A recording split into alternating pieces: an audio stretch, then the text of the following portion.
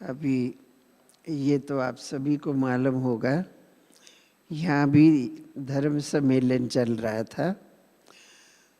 तो वैसे तो पहले भी मुझे बुलाया था, लेकिन हम लोगों की सबकी भट्टी चल रही थी, इसलिए मैं नहीं गई। कल क्लोजिंग था उस कार्यक्रम का, तो कल मुझे बुलाया था कि आप भी इसमें शामिल हों तो अच्छा है। तो हम गए थे। अच्छे अच्छे सभी महात्माएं अलग अलग स्थानों से आए हुए थे और हर एक ने बहुत अच्छा अपना अनुभव सुनाया। जो संबंध संपर्क में आते हैं आश्रम से, बहनों से कनेक्शन है, तो वो अपना बहुत अच्छा अच्छा अनुभव सुनाए। फिर मैंने भी उनको सुनाया कि अब हम सबको क्या करना है, क्योंकि मैंने उनको सुनाया कि देखो बाबा आप सबकी बहुत महिमा करते थे कि ये तमो प्रधान सृष्टि दुखदायी सृष्टि है, अशांत सृष्टि है, फिर भी विकारों की अग्नि में जल रहे थे सभी। इन महात्माओं ने, संतों ने कुछ न कुछ अपने पवित्रता के बल से थमाया है।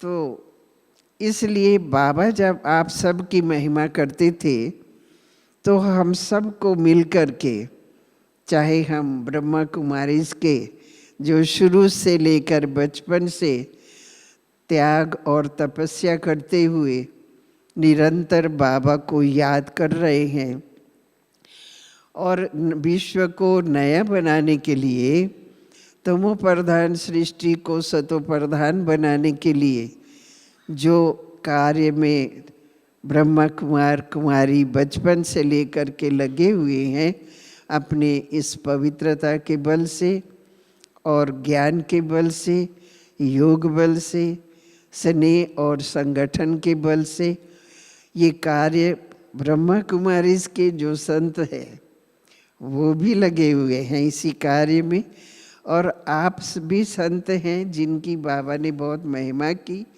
तो अब हम सबको, दोनों संतों को मिल कर के ये कार्य करना है। हाँ, भगवान ने ये महावाक्य उच्चारण किए हैं कि ये कार्य सिवाय संतों के, महान आत्माओं के और कोई कर नहीं सकते। भले चाहना तो सभी की है, राजनीतिक लोग भी चाहते हैं और सारी दुनिया के लोग चाहते हैं कि ये अच्छी दुनिया बन जाए, स्वर्ग बन जाए, लेकिन वो ये कार्य नहीं कर सकते। ये कार्य जो त्यागी तपस्वी आत्माएं हैं, योगी आत्माएं हैं, जिनमें ज्ञान का भी बल है और संगठन का भी बल है, ऐसी पवित्र आत्माएं, महान आत्माएं ही ये कार्य कर सकती है। तो इसलिए आपको और हम सबको मिल करके ये कार्य करना चाहिए। तो फिर उन्होंने भी ये माना, अंदर मन से भी समझा। फिर बाद में जब मिले हम तो भी उन्होंने कहा कि ये कार्य बहुत अच्छा है, भगवान ने ये कार्य बताया है, जिम्मेवारी। मैंने बोला हम सबको, आपको और हमको, दोनों रूप के संतों को, सफ़ेद वस्त्रधारी, भगवे वस्त्रधारी, दोनों को मिल करके ये कार्य बाबा ने दिया है।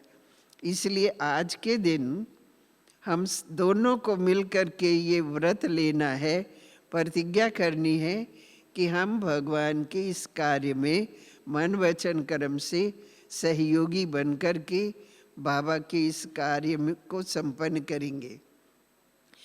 तो सभी अच्छे थे और सभी ने बाद में मिल कर के ये कहा कि हम तो सभी चाहते हैं, ऐसे तो विचार सभी के अलग अलग होते ही है, अपनी अपनी बात कुछ ना कुछ तो सुनाते ही हैं, और वो उन्होंने सुनाई भी।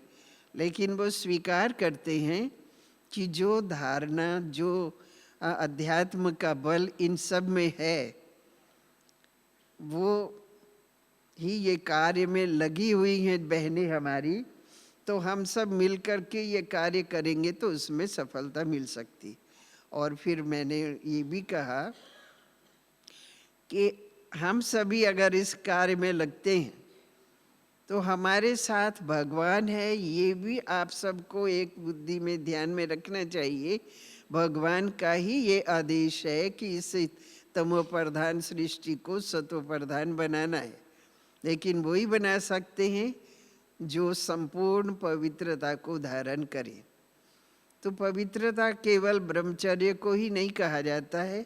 मैंने बताया कि ये काम, क्रोध, लोभ, मोह, अहंकार, ये पांचों विकारों को जो जीतेंगे वो ही संपूर्ण पवित्रता को धारण किए। तो ऐसे संपूर्ण पवित्रता को धारण करने वाले त्यागी तपस्वी आत्माएं ही, जिनके अंदर स्नेह संगठन है, इस संगठन की शक्ति से हम सभी ये कार्य कर सकते हैं। अलग अलग करने से कुछ नहीं कर सकते। तो हम दोनों मिल करके अगर ये कार्य करेंगे, भगवान हमारे साथी है, तो हम सफलता भी हमारा जन्म सिद्ध अधिकार है। इसमें कोई मुश्किल कार्य नहीं है, बहुत सहज है। मुश्किल तो उनको लगता है जिनमें ये धारणाएं नहीं है।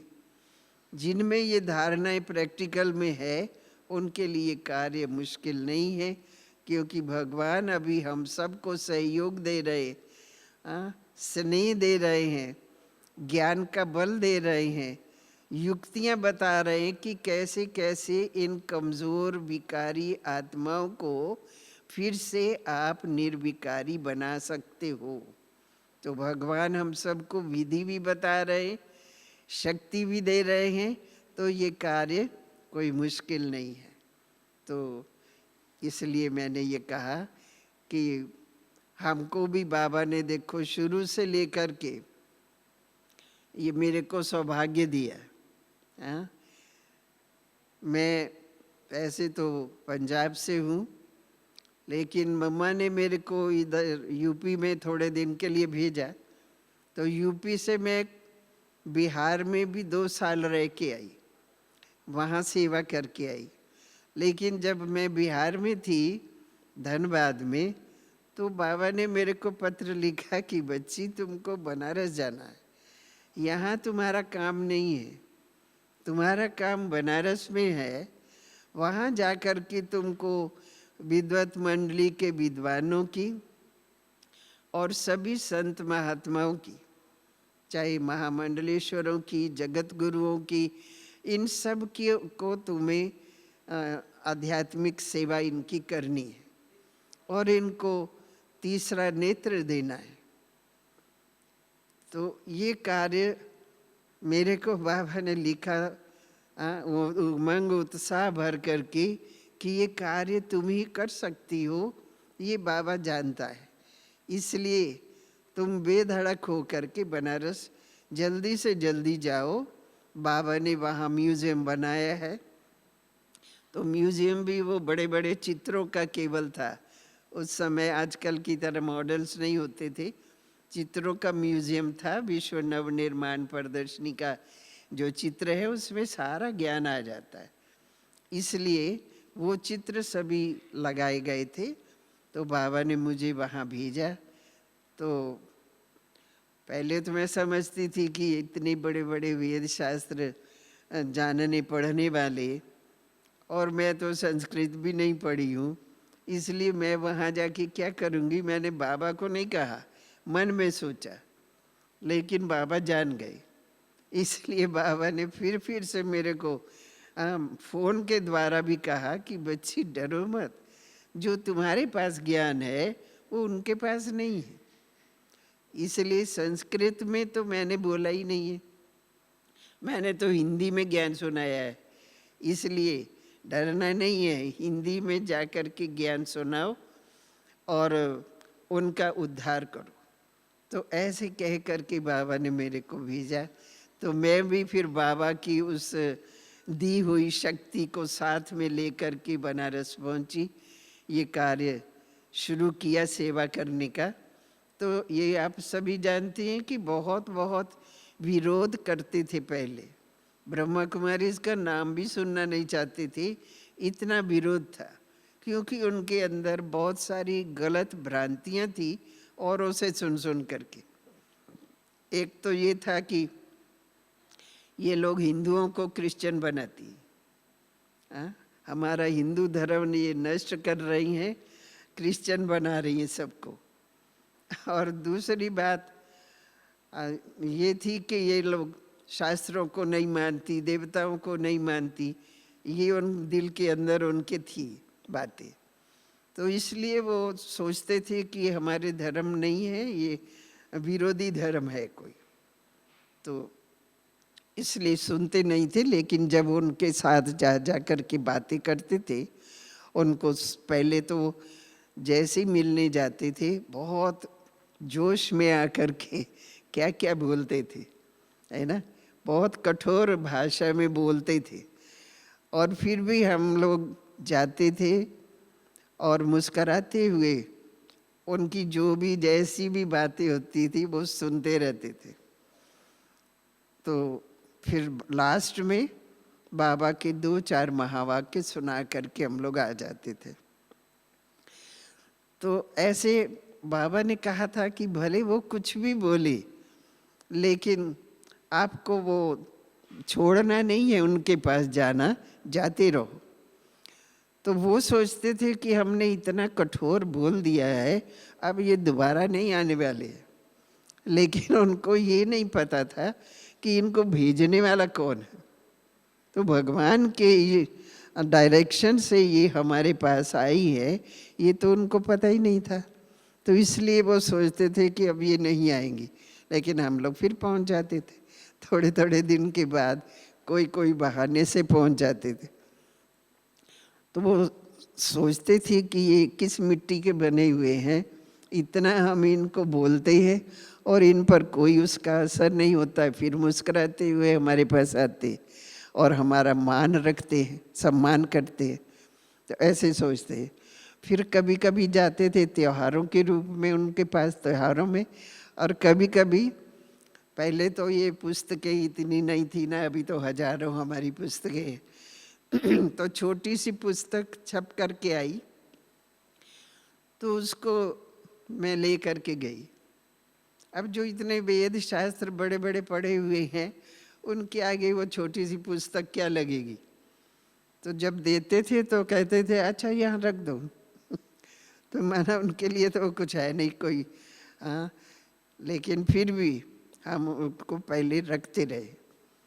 लेकिन हमने सोचा कि ये तो ऐसे रखते रहेंगे, पढ़ेंगे ही भी नहीं। तो मैंने फिर बाबा ने ये बात टच की कि उनको ऐसे ऐसे बोलो। तो मैं गई, फिर वो पुस्तक दी। आज मेरे से पूछती आज क्यों आई। अब कोई ऐसे बोले तो दूसरी बार जाएगा कोई, है? तो फिर भी हम गए। मैंने कहा कि ना आज दूसरी पुस्तक आई थी वो हम आपके पास लेके आए हैं, लेकिन आप इस पुस्तक को पढ़िएगा ज़रूर। तो कहते रख दीजिए। मैंने कहा नहीं है, ऐसे रखेंगे नहीं, हम आपको बताते हैं कि ये हम आपके पास क्यों लाए हैं। ये इसलिए लाए हैं कि इस पुस्तक में क्या लिखा है वो आप पहले पढ़िए, फिर जो इसमें गलत लिखा हो वो आप गलती हमारी हमको बताइए कि ये आपने ये गलत लिखा है, तो हम लोग उसका सुधार करेंगे। तब कहा कि अच्छा अच्छा ठीक है, फिर हाथ में लिया सोचे ना कि मेरे को बड़ा समझ के इन्होंने ये कहा है कि पढ़ के हमारी गलती बताइए। तो गलती के लिए हम लोग कहें, तब वो कहा कि अच्छा ठीक है ज़रूर बताएंगे। तो ऐसे करके फिर उनको ये देना शुरू किया, उनका ध्यान खिंचवाया उस लिटरेचर की तरफ, किताब की तरफ, कि इसको पढ़ के हमारी गलती बताइए। तब तो पढ़ेंगे ना ज़रूर बताने के लिए। तो ऐसे ऐसे करते फिर उन्होंने पढ़ा तो अच्छा लगने लगा धीरे धीरे। फिर बाबा से हम सब बताते रहते थे, आज गए तो ये बात हुई, आज गए तो ये बात हुई। फिर बाबा ने कहा कि अब इनको सेंटर पर बुलाओ। तो एक एक को लेकिन बुलाना, इकट्ठे को नहीं बुलाना, या 4-10 को इकट्ठे नहीं बुलाना, क्योंकि एक भी अगर न सुनने वाला होगा तो वो दूसरे को भी सुनने नहीं देगा, इसलिए एक एक को बुलाना। तो ऐसे ही फिर एक एक को निमंत्रण दे करके हम लोग आश्रम पर लाते थे और सारे चित्रों पर सुनाते थे। और वहाँ आकर के तो वो बहुत ध्यान से सुनते थे और मुस्कुराते हुए ध्यान से उस बात को सुनते थे, देखते थे। फिर जब पूरा सुना लेते थे, उसमें सब पॉइंट्स है, गीता का भगवान कृष्ण नहीं है, सर्वव्यापी नहीं है, ये सब बातें हम उसमें सब आ जाती हैं। तो वहाँ अगर सुनाते उनके पहले पहले ये बातें तो सुनते नहीं, लेकिन आश्रम पर आए, बाबा का भी वो योग का वातावरण था, उससे वो बहुत शांति से, धैर्य से और खुश होकर के सुनते रहे। फिर लास्ट में हम उनको कहते थे कि अभी आप भी हमको अपनी कुछ बातें ज्ञान की सुनाइए, आप शिक्षा दीजिए। तो संदली पर बिठाते थे। फिर वो उस समय तो जो सुनते थे उनको अच्छा लगा। पहले तो सोचते थे कि ये लोग बच्चियां हैं, ये क्या ज्ञान सुनाएंगी हमको। वो लोग तो बुजुर्ग थे, इतने वेद शास्त्र पढ़े थे, तो सोचते ये बच्चियां क्या ज्ञान सुनाएंगी, तो अभिमान रहता था। परंतु जब वहाँ सुने सारी बातें, तब वो वहाँ आके फिर बोलते थे कि हम लोग के मन में था कि ये बच्चियाँ क्या ज्ञान सुनाएंगी, आपने तो बहन जी हमारी आंखें खोल दी, क्योंकि उसमें नई नई बातें जो वो रोज पढ़ते थे उसका अर्थ नहीं समझ पाते थे। तो जैसे मैंने एक विद्वान से पूछा कि बाबूजी आप कभी यहाँ आए हैं, तो कहा नहीं, मैं पहली बार आया हूँ। मैंने कहा कि नहीं, आप पहली बार नहीं आए हैं, आप पहले भी आए हैं। तो बोले नहीं बेटा, मैं पहली बार नहीं, पहली बार आया हूँ, मैं पहले कभी नहीं आया। फिर मैंने उनको सुनाया कि देखिए गीता में लिखा है ना, मैं तुम और ये राजा लोग पहले भी थे, अब भी हैं और फिर भी होंगे। माना हूबहू ये रिपीटिशन चक्र का होता है। तो आज आप आए हैं, पहले भी आप आए थे 5000 वर्ष पहले, आज भी आए हैं, फिर भी आप आएंगे 5000 वर्ष के बाद। तब मुस्कराने लगे। फिर जब संदली पर बैठे तो कहा कि आज बहन जी ने तो मेरी आंखें खोल दी, बुद्धि का नेत्र खोल दिया। ये तो हम रोज सुनते पढ़ते थे, लेकिन इस बात को तो कभी समझा ही नहीं था कि ये फिर भी फिर से ये रिपीटिशन होता है। तो उन्होंने 4-5 श्लोक और बताए कि ये बात बिल्कुल सही है, उसके लिए ये श्लोक है, ये श्लोक है। माना स्वीकार किया उन्होंने कि ये बात ठीक है, सृष्टि चक्र ये हूबहू रिपीट होता है। तो ऐसे बहुत सारी पॉइंट्स, जो भी अलग अलग लोग आते थे, अलग अलग तरह की बातें जो उनके समझ में आता था, फिर वो खुशी से सुनाते थे।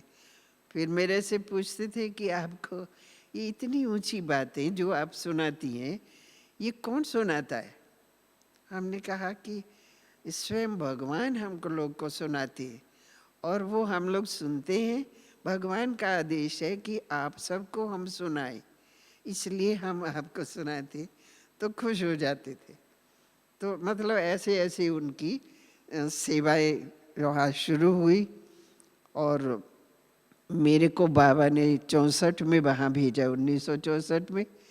और तब से सेवा करते करते उनको फिर और सेंटरों पर कार्यक्रम होते थे, तो वहाँ भी बड़े बड़े कार्यक्रम में, जैसे दिल्ली में बड़ा मेला लगा था, उस समय भी ले गए, फिर पटना में भी ले गए, कलकत्ता में भी ले गए, जहाँ बड़े बड़े प्रोग्राम होते थे ले जाते थे। तो ऐसे सेवा करते करते, संपर्क संबंध में आते आते, फिर अपने हम प्रोग्राम में हम लोग को भी बुलाने लगे। हम लोग भी उसमें फिर जाके सुनाते थे। माना धीरे धीरे नज़दीक आते गए। और फिर ऐसे सेवा करते हुए ये 88 में, है ना, 1988 में यहाँ ओम शांति भवन में ही बहुत बड़ा कार्यक्रम उनके लिए रखा गया था, जीवन दर्शन आध्यात्मिक सम्मेलन करके नाम से ये उनके लिए कार्यक्रम रखा। क्योंकि अव्यक्त बाप दादा से मैंने पूछा, बाबा तो अव्यक्त हो गए थे, तो फिर सोचते थे कि अब क्या करें, इतनी बाबा ने कहा इनकी सेवा करो और सेवा की, अब इनको मधुबन कैसे ले जाए। तो अव्यक्त बाबा से पूछा, उन्होंने कहा कि वो तैयार बैठे, आप उनके कान में फूंक मारो, माना निमंत्रण दो, वो दौड़ते हुए आ जाएंगे। तो 88 में 90-95 के बीच में सब आए थे, बड़े बड़े जो थे उस समय, सबसे बड़े बड़े टॉप लीडर वो सब आए थे। तो जिसको याद करते हैं बाबा, विद्वत मंडली के विद्वानों को, महामंडलेश्वरों को, जगत गुरुओं को, तो ये सब लोग आए थे। और शांतानंद जी शंकराचार्य थे, तो एक शंकराचार्य भी इसमें आए थे और उसमें उनका सिंहासन यहाँ बाबा के आगे लगाया गया था बीच में, और फिर चारों तरफ ऐसे अर्धचंद्राकार रूप में सिंगल सिंगल सबके सोफे लगाए और सबको बैठाया गया। तो ऐसे यहाँ आए, बहुत प्रभावित हुए और इतना उनका मान सम्मान हमारे जगदीश भाई जी ने, दादियों ने बहुत धूमधाम से उनका स्वागत किया। तो उन्होंने खुद ही कहा कि ऐसा सम्मान तो ना हमको कहीं मिला है, ना आगे मिलने वाला है जो यहाँ पर मिला। हाँ, तो क्योंकि ये तो भगवान के दरबार में बच्चे बाबा के आए हैं, तो यहाँ तो सम्मान दुनिया से न्यारा ही होगा ना। तो ऐसा बहुत खुश हुए। सम्मेलन में भी जो उनकी भ्रांतियाँ थी वो सब भी उनकी दूर हुई, और उन्होंने अपने सभी संत समाज में कहीं फ़ोन द्वारा, कहीं स्वयं मिल करके सबको ये संदेश दिया कि हम लोग जो इनका विरोध कर रहे थे, ये तो बहुत ऊंचा कार्य कर रही हैं, जो हमको करना चाहिए, हम चाहते हैं, हम नहीं कर पा रहे, परंतु ये लोग कर रहे हैं, इसलिए हमको विरोधी नहीं, अब सहयोगी बन करके कार्य करना है। तो हम लोग फिर तब से देख रहे हैं कि 88 में तो ये सम्मेलन हुआ, उसके फिर नेक्स्ट ईयर में भी सम्मेलन हुआ। तब से लेकर के ये सम्मेलन हर वर्ष चला ही आता है। धार्मिक विंग का प्रोग्राम होता रहता है, सभी महात्माएं भिन्न भिन्न स्थानों से आते रहते हैं, वो तो आप सभी जानते हैं। ऐसे बाबा ने वहाँ ये सेवा कराई, जो बाबा ने ही कार्य सौंपा और उन्होंने ही ये पूरा कराया। ओम शांति।